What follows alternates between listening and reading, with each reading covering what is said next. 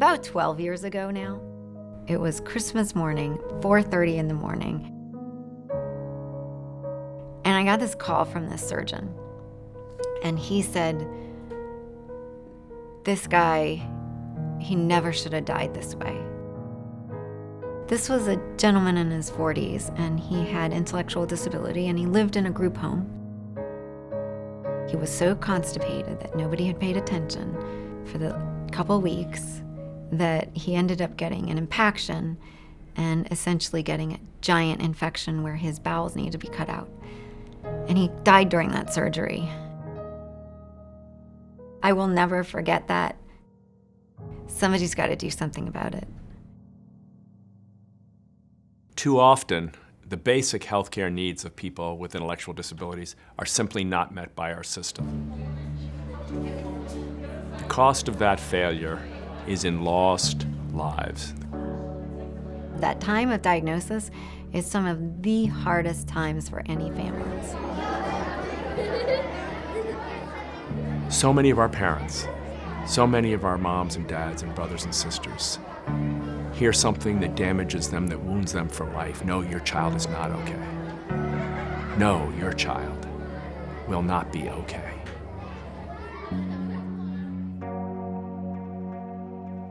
When Violet was born, and the doctor came in and told us that she had Down syndrome, and it was delivered very coldly.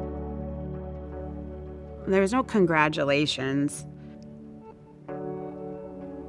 I cried when she was born, and I don't want a parent to ever cry when their child is born. Potato chips. Oh, that's awesome, right? It is in that moment that we hope medicine can change, so that doctors and nurses come back to those moms and dads and say, we have precious news for you. Your child will be different than every other child. And we are here to support you in helping to make sure your child lives the fullest life possible. You ready? Which ball do you want? Okay, so how about we count? We need the right doctors who are talking in the right language, who are supporting families, who have the right resources. I had heard about young athletes through Special Olympics. It's for children ages 2 to 7, both with intellectual disabilities and typically developing athletes. It was a great introduction to gross motor skills, fine motor skills, the sport skills needed. What's so great about Special Olympics is that it builds on itself session after session. It gives you a central place to really have this focused health effort.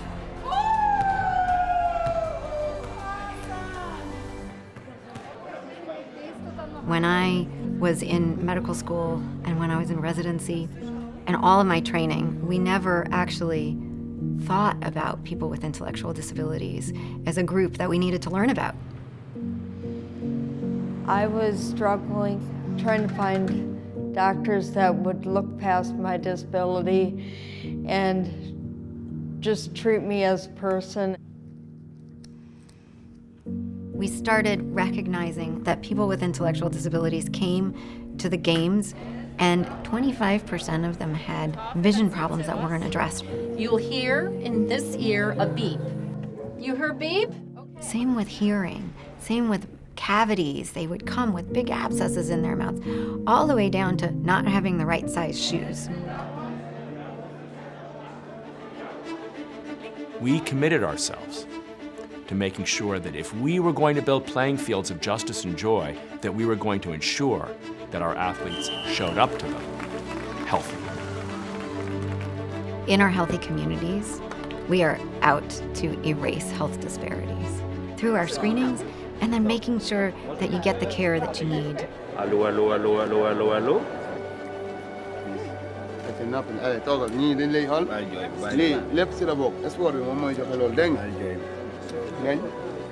We also advocate for changes in systems around the world so that any person with an intellectual difference has a chance for equality, for dignity, for justice, and for a full life. Nice and tight, sit back. Good, keep that bar close. Before I got involved with Special Olympics. I wanted to be healthier, I just didn't know how. Cool. Nice job. Catch your breath. We'll do another set in a minute. One issue I've had was I have really bad feet, and I would go to doctors and it was always just like, well, a lot of people with disabilities wear braces. Through the Special Olympics, I met a clinical director that fitted me for braces. It's at least getting me where I can walk properly and safely. Cool. Let's do 6 all the way down. Now got training and became a health messenger, and now she's actually helping a lot of other athletes do the same thing. I want to really teach people the importance of inclusive health. I want to reach doctors, nurses, specialists to really look at the person.